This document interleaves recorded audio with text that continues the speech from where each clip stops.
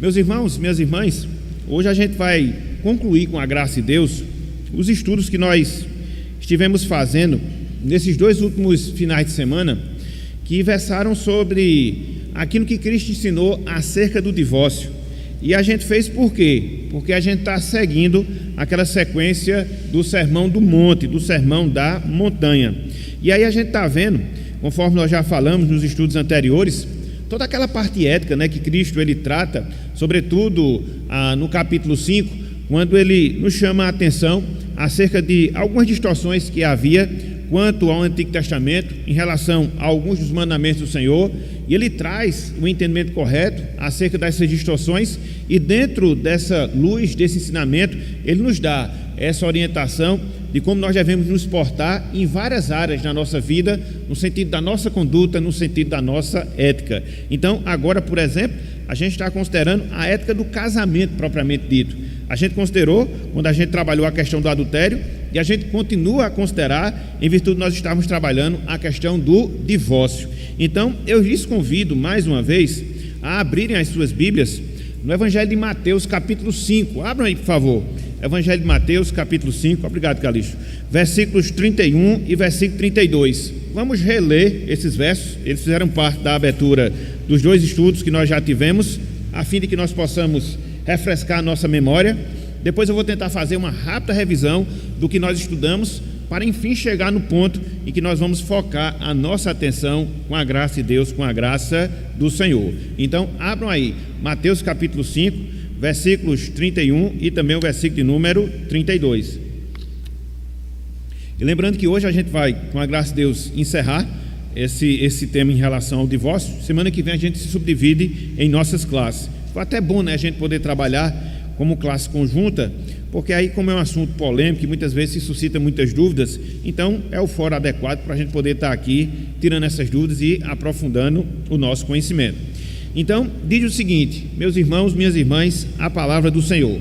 Mateus capítulo 5, versículos 31 e também o versículo de número 32. Acompanhe comigo, por favor. Cristo disse: também foi dito, aquele que repudiar sua mulher, dê-lhe carta de divórcio. Verso 32.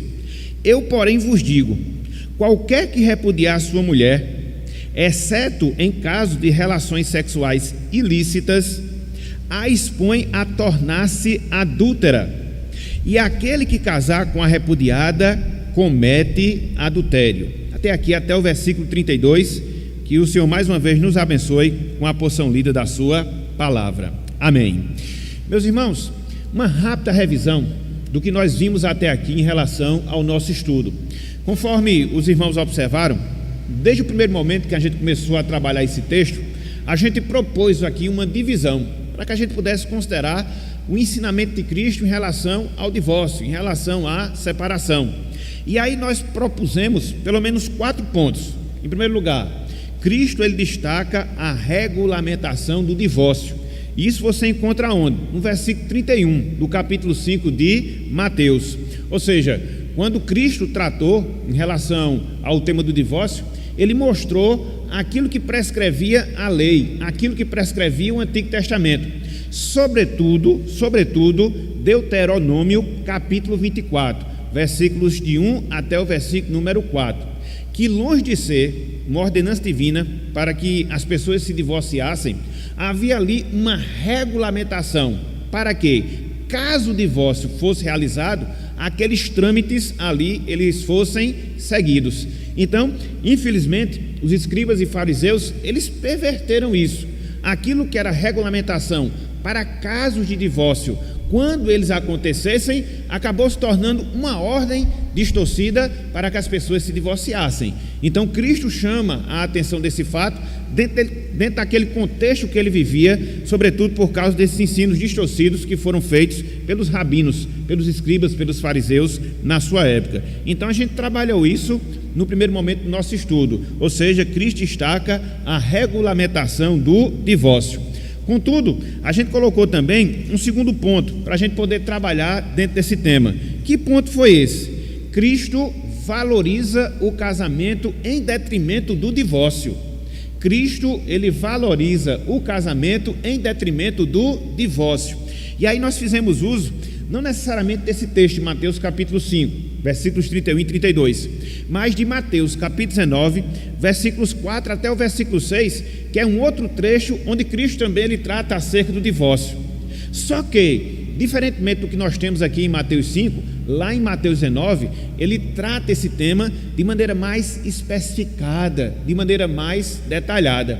E quando ele trata ali esse tema do divórcio, ele faz justamente isso. Ele valoriza o casamento em detrimento do divórcio para desestimular qualquer pretensão dos escribas e fariseus que havia de fato no coração deles de Cristo ensinar alguma coisa que favorecesse o desejo de seus corações. Que era o quê? Que Cristo ensinasse alguma coisa permitindo, ordenando algo relacionado ao divórcio. Então, o que é que Cristo faz? Ele chama a atenção para aquilo que Deus havia determinado e ensinado no casamento.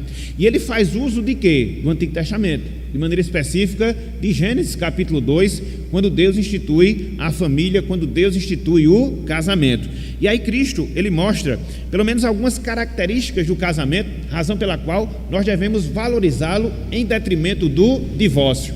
Em primeiro lugar, Cristo lá em Mateus 19, no caso específico, do versículo 4, ele mostra que o casamento é uma instituição divina, ou seja, foi o próprio Deus que instituiu. Além disso, lá em Mateus capítulo 19, versículo 5, Cristo mostra que o casamento ele é essencialmente uma união heterossexual, ou seja, de pessoas de sexo diferente. Em terceiro lugar, Cristo ele mostra também no versículo 5 que o casamento ele é monogâmico, ou seja, você casa com o seu esposo e com a sua esposa e somente com eles, especificamente falando.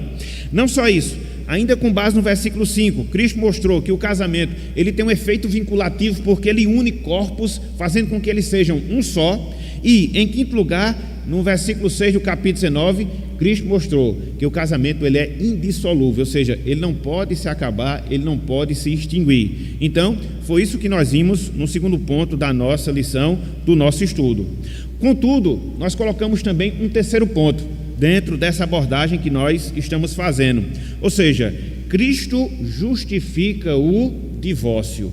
Cristo justifica o divórcio, que foi o que nós vimos na semana passada, baseado em Mateus 5,32, baseado em Mateus capítulo 19, versículo 9. Então, quando é que pode acontecer o divórcio?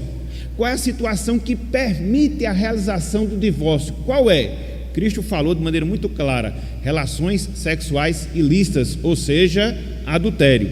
É a única situação, é a única condição onde a gente possa proceder em relação ao divórcio. E quando isso acontece, conforme nós observamos na semana passada, a parte prejudicada ela fica livre para contrair novo matrimônio e assim seguir na sua vida familiar, na sua vida enquanto casados, como cônjuges dentro de um casamento. Então, é a regra da exceção que foi vista na semana passada, ou seja, o divórcio. Contudo, que fique bem claro, e a gente viu isso na semana passada, essa regra da exceção, ou seja, que o divórcio ele venha a ser realizado em caso de adultério, não significa dizer que deva ser o único recurso para a gente tratar esse problema quando ele porventura tristemente acontecer. Não, a gente viu que existe o recurso do perdão, existe o recurso da reconciliação e devem ser os recursos iniciais que devem ser tomados dentro de situações como essa. Para quê? Para que a instituição familiar, o casamento, ele não venha se desfazer. Então, no seu sentido mais específico, foi isso que nós vimos também na semana passada. Então, basicamente, nós consideramos até aqui esses três pontos, ou seja, Cristo, ele descreve a regulamentação do divórcio, Cristo, ele valoriza o casamento em detrimento do divórcio e Cristo justifica o divórcio. Então, hoje, o que é que a gente vai fazer, meus irmãos? Hoje, o que é que a gente vai fazer, minhas irmãs? A gente vai trabalhar questões mais práticas. De certa forma, a questão do conteúdo, a questão mais maciça do ensinamento, ele já foi dado nesses dois últimos finais de semana. Então, o que é que a gente vai ver hoje? Fechando o nosso estudo, o que é que a gente vai fazer hoje? Fechando a nossa lição. A gente vai considerar a prevenção e alguns remédios divinos contra o divórcio. A prevenção e alguns remédios divinos contra o divórcio. Então, qual é a nossa finalidade em trabalhar esse ponto? Qual é a nossa finalidade em trabalhar esse aspecto aqui? Simples, meus irmãos. A gente sabe, e isso fica muito fácil de ser comprovado, que se nós não passamos, às vezes nós podemos passar por situações que queiram nos induzir a nos divorciarmos. Infelizmente, a vida cristã nos coloca em situações como essa. E se isso porventura acontecer, se isso porventura estiver acontecendo, o que é que eu devo fazer? Tanto para evitar, e se chegar nessa situação, para poder resolver essa condição do eminente divórcio, do eminente separação. Quais são as orientações bíblicas? Quais são os conselhos práticos da palavra do Senhor, para que a gente possa tratar esse problema que é triste, ou remediar, ou prevenir esse problema? Então, é o que a gente vai tentar fazer hoje pela manhã, com a graça de Deus. E aí eu vou trabalhar pelo menos 1, 2, 3, 4, 5 conselhos práticos, conselhos diretos, conselhos práticos, conselhos diretos, tanto para prevenir, como também para remediar o divórcio, de acordo com aquilo que Deus nos ensina na palavra de Deus, nas Escrituras Sagradas. Então, vamos trabalhar, e o objetivo de nós trabalharmos essa lição, e eu quero reiterar isso, é justamente este: queira Deus que a gente não passe por uma situação como essa, em que a gente seja ameaçado a passar por uma experiência de divórcio, ou que a gente já esteja atravessando, mas se porventura acontecer, que a gente considere o que a gente vai trabalhar hoje pela manhã. Mas não só isso, se nós soubermos de determinadas pessoas que estejam enfrentando essa situação, aprendamos o que a gente vai estudar hoje, aconselhemos essas pessoas, possamos instruir essas pessoas para que elas possam evitar uma atitude tão errada, tão contrária à palavra do Senhor, que é a separação. Então, que a gente trabalhe esse ponto nessa perspectiva, seja para nós, seja para as outras pessoas, ok? Então, qual é o primeiro conselho prático? Qual é a primeira dica que nós damos, de acordo com a palavra de Deus, não só para nós prevenirmos, mas também para nós combatermos o divórcio? Qual é? Em primeiro lugar, meus irmãos, em primeiro lugar, minhas irmãs, cancelar a palavra divórcio dos nossos dicionários. Hoje a gente não vive, né, a chamada onda do cancelamento, né? Tudo é cancelamento, cancelamento, cancelamento. Então eu quero trazer essa questão do cancelamento para um sentido mais positivo, para um sentido mais produtivo, ou seja, cancelar a palavra divórcio dos nossos dicionários, das nossas vidas. O Deus da aliança, meus irmãos, minhas irmãs, ele odeia o divórcio. E conforme nós observamos, sobretudo na semana passada, ele deve ser o último recurso a ser usado, o último recurso a ser utilizado dentro daquela condição que nós falamos na semana passada. Infelizmente, a gente observa justamente o contrário. Via de regra, quando um casal ele passa por dificuldade, via de regra, quando um casal passa por problema, a primeira ideia que se tem, a primeira iniciativa que se coloca é o quê? Vamos separar, vamos nos divorciar. Não deve ser assim, não pode ser assim, deve ser o último recurso, deve ser o último estágio. Por quê? Porque a gente deve partir do pressuposto, a gente deve partir do princípio que Deus, não qualquer Deus, mas o Deus da aliança, ele odeia o divórcio. Abram aí, por favor, meus irmãos, livro do profeta Malaquias, capítulo 2. Profeta Malaquias, capítulo 2. E aqui a gente tem que sempre enfatizar aquele princípio: não importa se todo mundo faz, no sentido da maioria. Como a gente gosta de dizer aos nossos filhos, nós não somos todo mundo, nós somos o povo de Deus. Então a gente tem uma conduta diferenciada, a gente tem uma postura diferente. Então a gente tem que partir desse pressuposto: se todo mundo faz, problema de todo mundo. Se a regra para a maioria, que eles arquem com as consequências. Contudo, nós, como povo de Deus, que servimos ao Deus da aliança, que está em aliança conosco, a gente deve partir desse pressuposto: esse Deus com o qual nós nos relacionamos, esse Deus que nos salvou, esse Deus com o qual nós temos comunhão, ele repudia, ele odeia o divórcio. Então, se há algo que Deus repudia, se há algo que Deus odeia, como é que eu devo ter como primeiro recurso diante de uma situação complicada que porventura eu esteja vivenciando dentro da minha religião, dentro da minha relação conjugal? Não pode, é contradição. Não pode, é contraditório. Então, vejam aqui, Malaquias capítulo 2, versículo 16. E aqui é sempre bom a gente contextualizar. Infelizmente, este era um dos males que o povo de Deus vivia, dentro daquele contexto em que Malaquias desempenhou o seu ministério. E aqui no caso específico em relação aos próprios sacerdotes, o povo que, de certa forma, dirigir a adoração.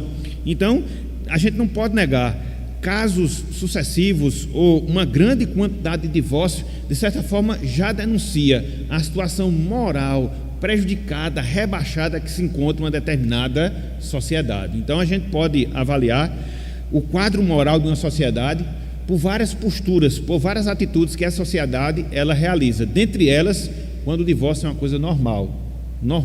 Então, é algo que a gente deve despertar e aí levantar o nosso sinal de alerta. Então, veja, Malaquias capítulo 2, versículo 16. Olhem só o que Deus aqui nos diz. Olhem só o que Deus aqui nos ensina.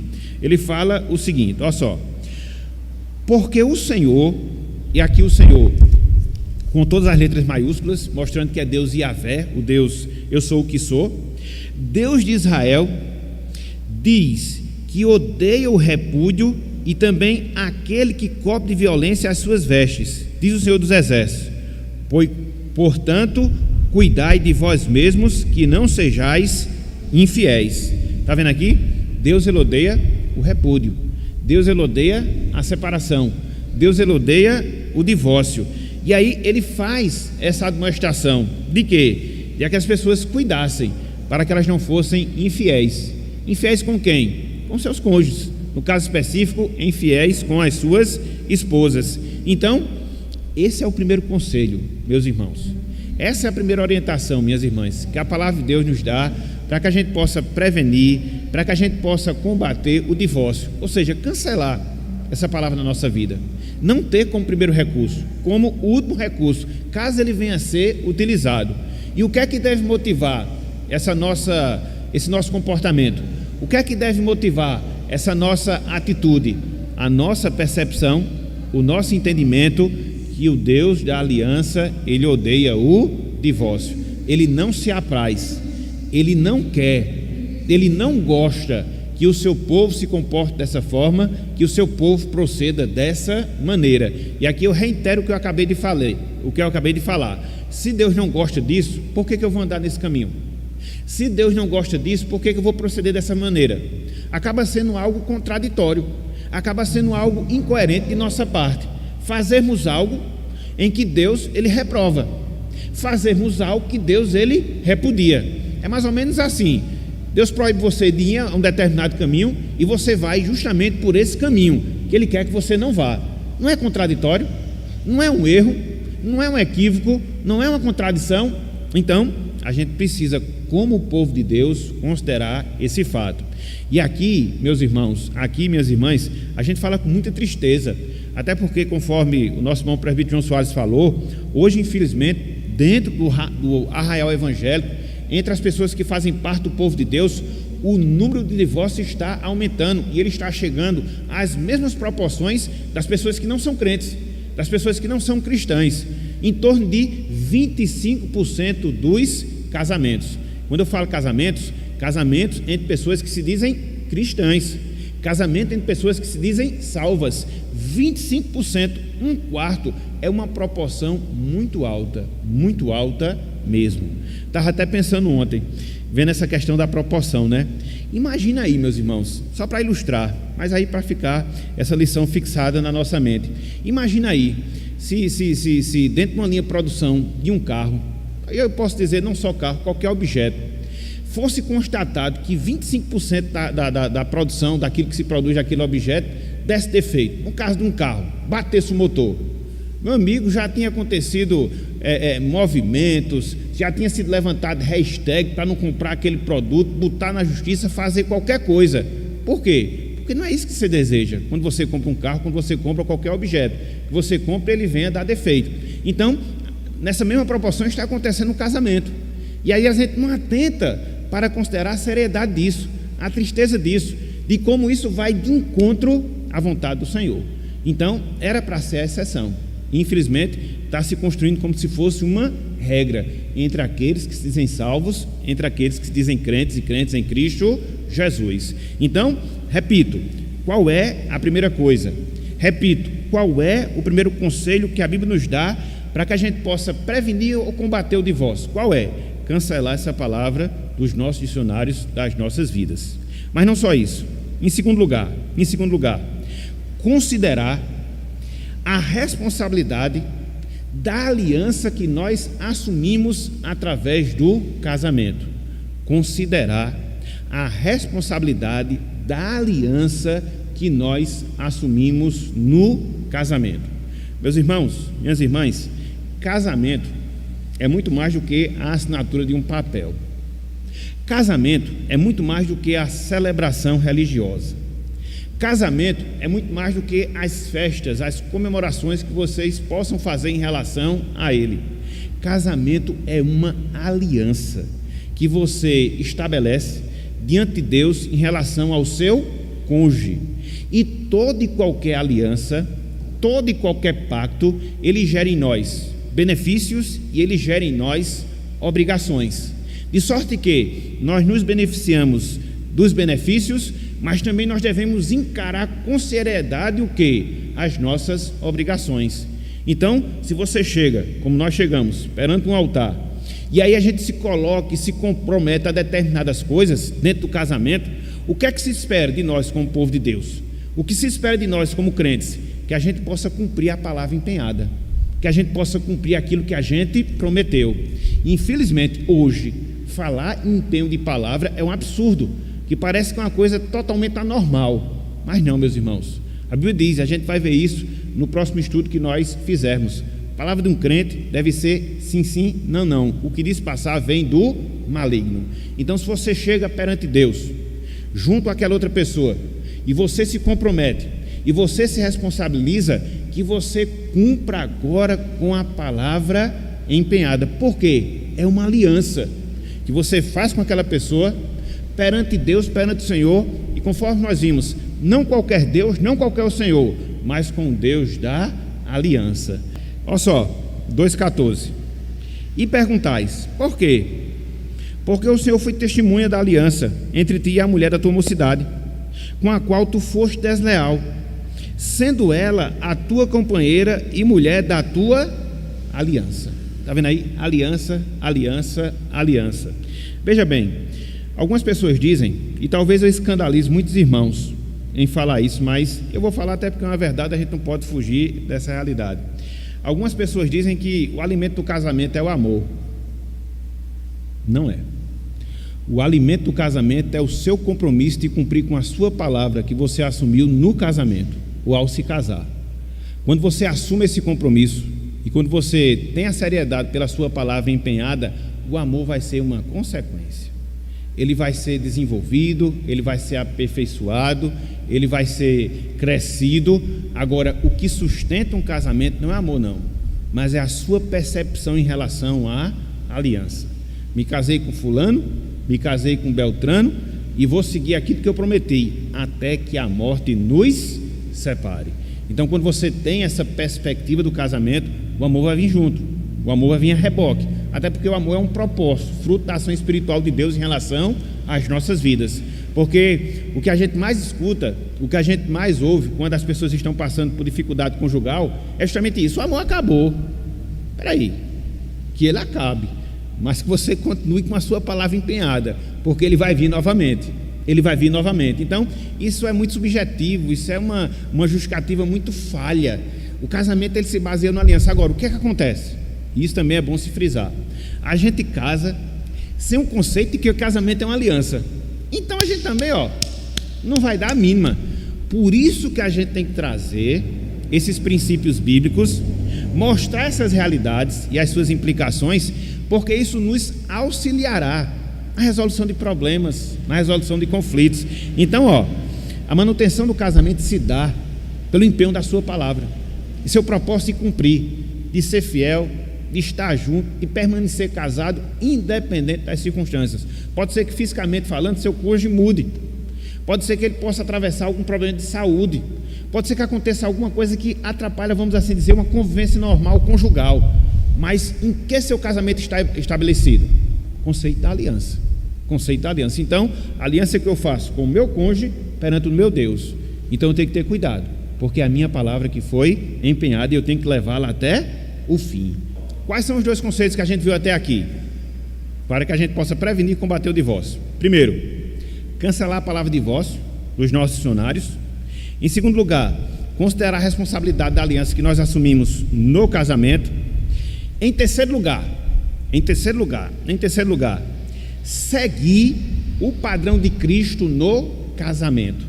Seguir o padrão de Cristo no casamento. Abram aí, por favor, Efésios capítulo 5. Abram aí, Efésios capítulo 5. E aqui uma palavra dirigida especificamente aos homens, que talvez eu escandalize, mas eu vou afirmar uma coisa: os homens, eles são responsáveis por todo e qualquer problema que venha a ter no casamento, seja por omissão, seja por comissão. Então, quando um casamento vai mal, sabe de quem é a culpa? Do homem. Ele deixou de fazer alguma coisa, ou ele fez alguma coisa que não deveria fazer. Porque, via de regra, a gente desenvolve uma outra cultura, que é sempre o quê? Responsabilizar o outro. Na verdade, não é cultura não, sabe? Isso é consequência da atitude de Adão, né? Que Adão, ele não teve a quem culpar acerca do pecado que ele havia cometido, colocou a culpa na mulher. Então, às vezes acontece isso. Então, quando um casamento vai mal, a responsabilidade é do esposo. Alguma coisa ele deixou de fazer, alguma coisa ele fez. Você pode perguntar: eita, pastor, assim é muito pesado para o homem. E é mesmo. Você está pensando o quê? Se a Bíblia lhe compara a Cristo em relação à condução do lar, Cristo é o cabeça da igreja. Nós somos o cabeça da nossa família e também da nossa esposa. Então, é da cabeça que parte tudo. E Deus nos dá essa autoridade, nos delega essa autoridade. Então é aquela questão: o ser cabeça tem o seu privilégio e o ser cabeça tem a sua responsabilidade. A vida é assim. Nós temos privilégios e nós temos responsabilidades. A grande questão é que a gente só quer os privilégios e a gente não quer assumir as consequências das nossas responsabilidades. É um problema, sobretudo na cultura vitimista que a gente vive, de sempre culpar os outros, as circunstâncias ou quaisquer outras coisas que não assumimos a nossa responsabilidade. Então, para nós maridos, cabe essa lição. Para nós maridos, cabe essa responsabilidade. Você é o condutor da sua família. Você é o condutor da sua esposa, dos seus filhos. Se o negócio não for bem, alguma coisa você não está fazendo, ou alguma coisa você está fazendo errado. Porque cabe a você esse papel. E você não pode abrir mão da sua responsabilidade, da sua prerrogativa. É duro, mas a gente tem que encarar os fatos como eles são. Por quê? Senão, a gente vai ficar assim, rodeando, e a gente nunca vai atacar os verdadeiros problemas que muitas vezes afetam as nossas famílias. Então vamos lá, Efésios capítulo 5. É por isso que as pessoas dizem: não é fácil ser homem. É não, gente, é difícil. Graça e preparação, senão a gente não consegue não. Veja, versículo 25: maridos, amai vossa mulher. Veja, como Cristo também, ou como também Cristo amou a sua igreja e a si mesmo se entregou por ela. Veja que nós temos um padrão alto de amor em relação aos nossos cônjuges. E que padrão é esse? Cristo e a sua igreja, somente esse. A gente deve amar as nossas esposas assim como Cristo ama a sua igreja. E como foi que Cristo demonstrou seu amor pela sua igreja? Se sacrificando por ela. Ela tinha defeito? E tem vários, mas mesmo assim Cristo fez, mas mesmo assim Cristo realizou. Então assim também nós devemos nos sacrificar, em oração, em instrução, em presença, em tudo. É a nossa prioridade em termos de vida familiar. O problema às vezes é esse: a gente entra no casamento, ou a gente está dentro dele sem saber as suas reais implicações, e aí o negócio ele tende a degringolar. Então veja, versículo 25, mas não só isso. Por que Cristo se sacrificou, se entregou pela sua igreja? E assim também nós maridos devemos fazer em relação às nossas esposas. Versículo 26, veja o objetivo: para que a santificasse, tendo-a purificado por meio da lavagem de água e pela palavra. Então veja, os maridos eles têm um papel fundamental na vida de santificação das suas esposas. E na medida em que suas esposas são santas, e se o marido também seguir um padrão da santidade, a palavra divórcio em qualquer momento não vai ser nem cogitada. É ou não é isso? se eu sou o esposo, vivo em santidade. E se eu, como esposa, estimulo a vida de santidade na minha esposa, e se ambos nós prosseguirmos no caminho da santidade, eu lhes pergunto: haverá espaço para divórcio? Não, gente. Por quê? A gente está buscando a Deus. Isso não significa dizer que a gente não vai ter ameaça. Não, mas você vai ter os recursos para poder combater. E só isso, e não só isso. Versículo 27. Veja: para apresentar, no caso a igreja e nós, esposos, a si mesmo igreja gloriosa, sem mácula, nem ruga, nem coisa semelhante, porém santa e sem defeito. É isso que Cristo faz com a sua igreja. Apresentar pura, santifica, melhor dizendo, para que ela venha a ser apresentada pura na eternidade, sem mácula, sem defeito. Esse é o nosso trabalho. Essa é a nossa atividade enquanto esposos. Trabalhar nesse sentido com as nossas esposas, trabalhar nesse sentido com as nossas mulheres. Versículo 28, assim também os maridos devem amar a sua mulher como ao próprio corpo. Quem ama a sua esposa, a si mesmo se ama, porque ninguém jamais odiou a própria carne, antes a alimenta e dela cuida, como também Cristo faz com a igreja. É interessante a palavra aqui, alimentar, que Paulo usa. Literalmente falando, significa nutrir. E nós somos, meus irmãos, maridos, nutridores do nosso lar. Nós, maridos, somos nutridores do nosso lar. No sentido de quê? Levar a piedade, no sentido de levar o ensino, no sentido de levar a instrução, no sentido de levar a oração, no sentido de levar o exemplo, no sentido de ter uma boa conduta. Nós temos essa incumbência, nós temos essa responsabilidade. As nossas esposas precisam da nossa nutrição espiritual. E se a gente abre mão do nosso papel, não se preocupe, os problemas virão, mais cedo ou mais tarde. Mais cedo ou mais tarde. Então veja como Deus nos encarrega do nosso papel. Agora, se a gente cumpre o nosso papel, seguindo aquilo que Ele determina, independente da sua graça, a gente consegue, não obstante as dificuldades, poder levar adiante aquilo que Deus Ele nos instruiu. E por fim ele fala, versículo 30, porque somos membros do seu corpo. Porque somos membros do seu corpo. Então Cristo é o esposo perfeito, que santifica e perdoa a sua igreja. Nós, enquanto casais, temos problemas conjugais, e foi aquilo que eu falei. Via de regra, primeiramente parte do esposo, seja por omissão, seja por alguma coisa que ele fez que não deveria fazer. Então nós devemos trabalhar no processo de santificação das nossas esposas, orando com elas e por elas, instruindo a palavra do Senhor, dando o nosso exemplo de piedade e fazendo tudo aquilo que está ao nosso alcance para vê-la desenvolvendo espiritualmente. Se a gente faz isso, a gente vai fechando as portas que porventura possam abrir quanto à questão de qualquer problema, e sobretudo em relação ao divórcio. E se nós, enquanto esposos, também seguimos no caminho da santidade, a gente vai se municiando para que essa triste realidade não atinja em nossas vidas. Por isso que é inconcebível maridos chegarem nesse período do próprio casamento em si, do próprio matrimônio, e gastam muito mais tempo jogando videogame do que se instruindo na palavra. Gasta muito mais tempo jogando videogame do que está orando em favor da sua esposa, em favor da sua família. Mas eu lhes pergunto, é ou não é isso que a gente está vendo hoje? É ou não é isso que a gente está vendo hoje?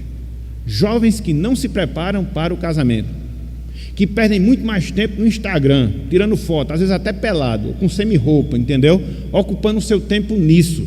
Pense num candidato desaprovado para o casamento, só vai dar problema lá na frente. Só vai dar problema lá na frente. Não tem maturidade. Quantos livros já estudou? Não sei. O que é que sabe teologia? Não sei. Lê a Bíblia? Não. Você vai fazer o que no casamento? Só vai dar problema. E dar problema para os outros. Escandalizar o Evangelho. Por isso, moças, olhem antes com quem vocês se casam.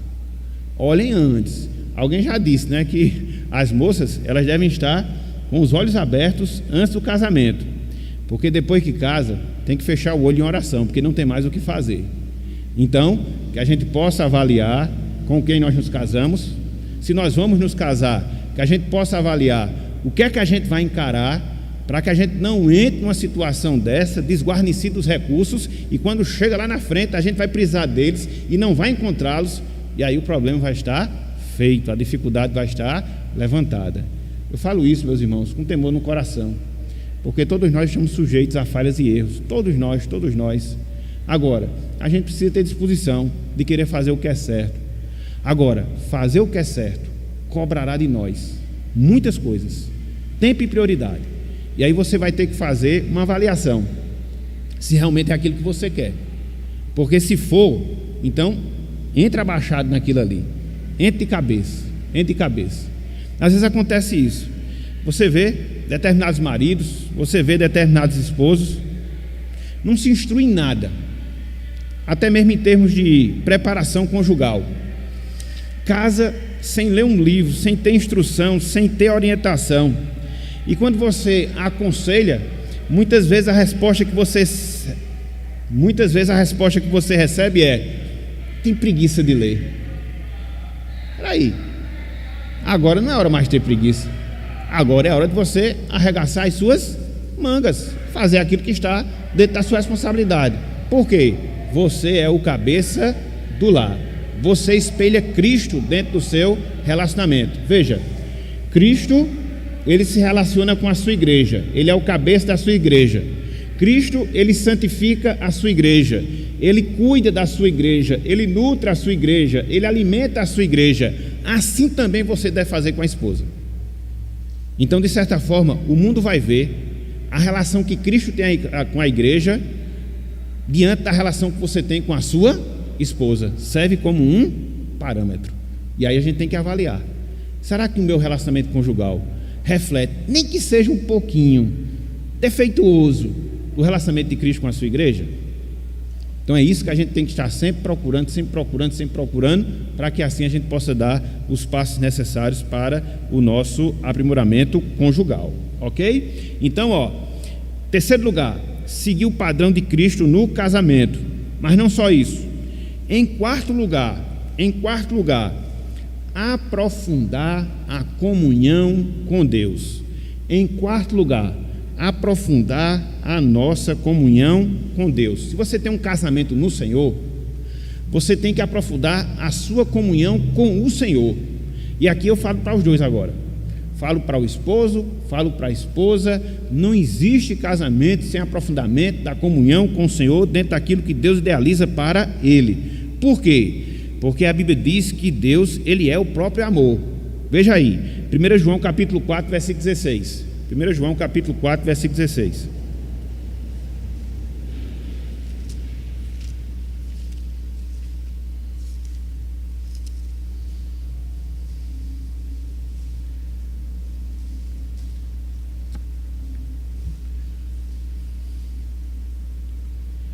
Olhem só o que diz aqui a palavra.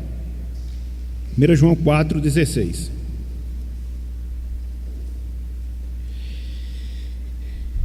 João 4,16, ok? Diz o seguinte, e nós conhecemos e cremos no amor que Deus tem por nós. Veja, Deus é amor, e aquele que permanece no amor permanece em Deus e Deus nele. Então, se eu aprofundo a minha comunhão com Deus, o que vai acontecer comigo em relação ao amor?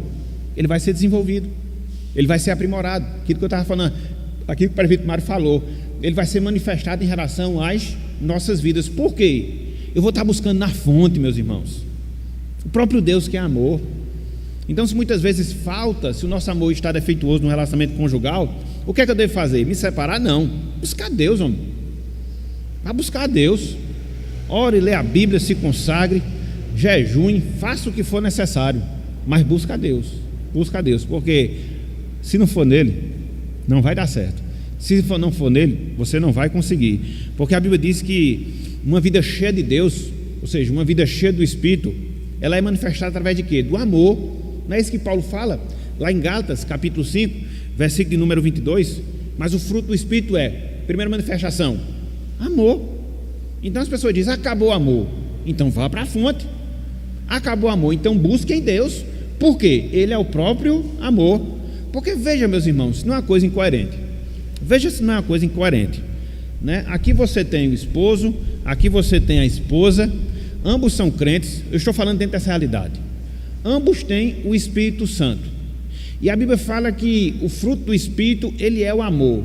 Então, se isso estiver prejudicado na vida de um casal, o que é que eles devem fazer? Buscar a Deus. Ele não já tem o Espírito Santo dentro deles? Não já tem? Então agora encha-se do Espírito, busque o Espírito, encha-se do Espírito, busca a Deus que o amor vai vir. E aí você vai seguir na sua vida conjugal, seja perdoando, seja aprimorando, não sei o que você vai fazer, a depender da situação que esteja se encontrando, mas o Espírito Santo já está em você. Porque perceba, que testemunho é retar para o mundo? Dizer que tem um Espírito e que a gente se separa porque acabou o amor. Espera aí, tem alguma coisa que não está batendo. Os fios aí desencapados se juntaram. Como? Então por isso que é complicado, no caso de uma família da aliança, cujos cônjuges são crentes, falar em divórcio. Vocês têm o Espírito Santo, a gente vai ver mais tarde, hoje à noite, vocês foram selados com o Espírito Santo. O fruto do Espírito é amor, Deus é o próprio amor. Então o que é que vocês façam? O que é que vocês devem fazer? Resolvam seus problemas primeiramente diante de Deus, buscando, porque olha só como Deus delimita o amor, como Ele define o amor. Abram aí, 1 Coríntios capítulo 13. 1 Coríntios capítulo 13. É porque, infelizmente, o amor foi um sentimento que foi vulgarizado hoje. E a gente sabe, né, que originalmente falando, o amor ele pode ser visto de três formas. Existe o amor sexual, a atração física, né, o amor eros. Existe o amor do companheirismo, da amizade, o amor filéu. E existe o amor no seu sentido mais sublime, o amor ágape. E é nesse sentido que nós crentes devemos amar as nossas esposas, porque se nós fizermos isso, a gente vai ter condição de superar qualquer problema no casamento, dadas as características de como Paulo define o amor. Então como é que ele define o amor? Vamos lá, versículo 4, versículo 5, versículo 6, versículo 7. Veja, o amor é paciente, é benigno, o amor não arde em ciúmes, não se ufana, não se ensoberbece, não se conduz inconvenientemente, não procura os seus interesses, não se exaspera, não se ressente do mal, não se alegra com a injustiça, mas regozija-se com a verdade. Tudo sofre, tudo crê, tudo espera, tudo suporta. Me diga uma coisa, meus irmãos, e sejamos sinceros: se você segue esse padrão de amor, vai ter espaço para divórcio na sua relação conjugal? Não, né? A Bíblia é fogo, né? Ela vai levando a gente a um beco sem saída, né? Você começa a trabalhar essas coisas, aí os conceitos, os versículos, olha. Agora, esse amor aqui é o amor ágape, o amor que somente o Espírito Santo é capaz de proporcionar e produzir no nosso coração. E nós o temos, meus irmãos, porque a gente tem o Espírito Santo habitando dentro de nós. Então a gente já tem os recursos que Deus nos dá para que a gente possa seguir em frente e assim podermos solidificar cada vez mais a nossa relação conjugal. Então veja, 4 conselhos até agora que nós já demos em relação a prevenir e combater o divórcio na nossa vida: cancelar a palavra divórcio, considerar a responsabilidade da aliança que assumimos no casamento, seguir o padrão de Cristo no casamento, aprofundar a nossa comunhão com Deus e, em quinto lugar, até porque o nosso tempo está já estourando, em quinto lugar, buscar encorajamento mútuo para sustento e aperfeiçoamento do casamento. Buscar encorajamento mútuo para sustento e aperfeiçoamento do casamento. A igreja, meus irmãos, a igreja local, ela é o ambiente propício para crescer em maturidade, mediante a troca de experiência dos irmãos, inclusive na nossa vida conjugal. A gente vive como uma igreja, e como igreja a gente se relaciona uns com os outros, por isso a gente tem comunhão. E dentro da nossa vida de comunhão, a gente deve ter essa perspectiva de quê? De aperfeiçoar a nossa vida espiritual, inclusive no sentido conjugal, seja através de experiências positivas que a gente tem a ensinar, seja buscando conselhos dos mais maduros para que possam nos auxiliar. Então a gente tem que ter essa perspectiva, essa visão em relação à igreja, que ela é esse local em que você se aperfeiçoa mutuamente, inclusive dentro da sua vida conjugal, dando e recebendo conselho, instruindo e recebendo instrução, e assim fazendo com que nós cresçamos mutuamente. E aí a gente vê a importância e o papel da igreja nesse sentido. Olhem só, meus irmãos, o que Paulo fala lá em Colossenses capítulo 3, versículo 16: Olhem só, Colossenses capítulo 3, versículo 16. A grande questão é que às vezes a gente perde essa perspectiva dessa vida recíproca que deve ser a igreja. Às vezes por defeito nosso mesmo, entendeu? De não desenvolver uma profunda e verdadeira comunhão, de muitas vezes a gente não ter, né, a devida sabedoria no trato de problemas que chegam, ou às vezes de coisas que nos surgem, entendeu? E às vezes ao invés de a gente ajudar, a gente termina piorando, e aí é muito complicado, porque isso acaba afastando as pessoas. Mas sempre há aqueles que são mais experientes, sempre há aqueles que são mais maduros, a sua liderança nesse sentido, para que você possa se aconselhar, para que você possa ouvir, para que você possa ter como referência. Então, isso é importante também dentro da nossa relação conjugal, daquilo que aqueles que já são mais rodados na questão do casamento podem nos ensinar, de problemas que eles já vivenciaram, de soluções que eles deram a esses problemas, para que você possa também seguir dentro dos problemas que porventura você enfrente, e assim você possa se desenvolver. Igreja é isso, gente. Igreja é isso. É da gente estar junto aqui, mas junto mesmo, entendeu? Não somente junto para escutar uma palavra de instrução, mas ter essa vida recíproca, nesses momentos de comunhão. A gente sabe, né, nesses últimos anos, ou nesses últimos meses, o problema da pandemia nos afastou muito, muito mesmo. Mas chegou a hora da gente voltar, chegou a hora da gente trabalhar, chegou o momento da gente aprofundar a nossa comunhão, até mesmo nesse aspecto, para que a gente possa melhorar em relação à nossa vida. Olha só, Colossenses 3,16, Paulo fala: habite ricamente em vós a palavra de Cristo. Olha só o que ele diz agora: instruí-vos e aconselhai-vos como? Mutuamente, uns aos outros, em toda a sabedoria, louvando a Deus com salmos, hinos e cantos espirituais, com gratidão em vosso coração. Instruí-vos e aconselhai-vos mutuamente. É nesse sentido, de nós maridos mais experientes estarmos ali juntos dos nubentes mais novos, dos noivos mais novos, entendeu? Passando a nossa experiência, passando instrução. Por semelhante modo, as mulheres também já casadas ou que já foram, de instruir aquelas que são novas nesse processo, de estar junto delas, de acompanhá-las, de orientá-las. Tem que ser assim, meus irmãos, tem que ser assim.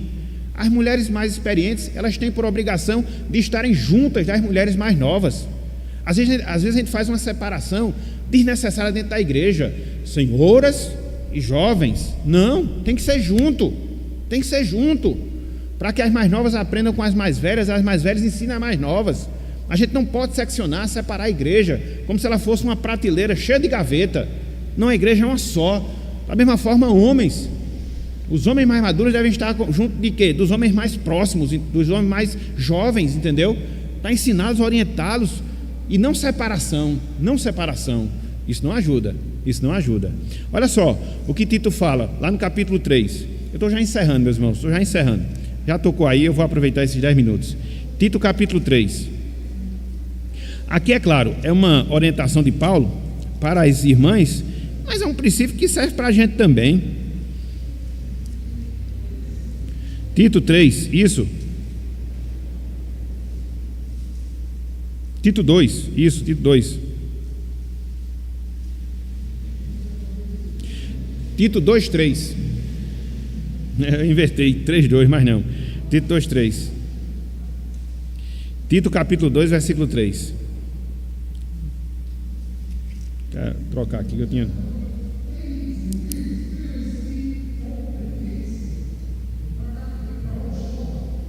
Olha só. Quanto às mulheres idosas, semelhantemente que sejam sérias em seu proceder, não caluniadoras, não escravizadas a muito vinho, sejam, veja, mestras do bem, mestras do bem. As mulheres mais idosas têm essa responsabilidade. Se não são ainda, procurem ser, a fim de instruírem as jovens recém-casadas a amarem ao marido e a seus filhos, a serem sensatas, honestas, boas donas de casa, bondosas, sujeitas ao marido, para que a palavra de Deus não seja difamada. Está vendo aí, meus irmãos? A responsabilidade que nós temos com os mais jovens. Aqui mulheres, mas tanto para mulheres como para homens, entendeu?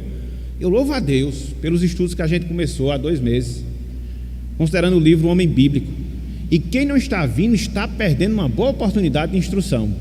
E talvez Deus requeira esse conhecimento lá na frente da sua vida, entendeu?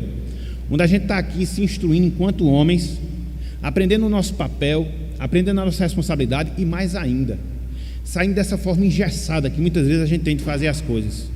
Ensinar, os outros escutarem e a gente não ter esse feedback. Às vezes a gente perde muito porque a gente não faz isso, entendeu? Da gente não ouvir as pessoas, não ver suas experiências. E eu estou procurando fazer esse estudo de maneira mais informal possível, para que a gente possa chegar nesse nível de poder nos ajudar mutuamente. É uma das formas, não é ainda a forma completa, mas é uma das, para a gente poder ajustar isso aí. As mulheres vão começar os seus estudos, vai ser no mesmo dia dos homens. É bom porque os homens que vêm para um, as mulheres vêm para outros, e ambos vão ser instruídos, entendeu? Então perderá quem não vier e quem não estiver vindo para esses estudos. A gente sabe que tem casos que são justificados, mas nem todos são. E eu digo, Deus vai requerer isso lá na frente, em termos de informação, porque quando Ele dá a sua verdade e a gente rejeita a sua verdade, não se interessa por ela, não se preocupe, depois Ele cobra.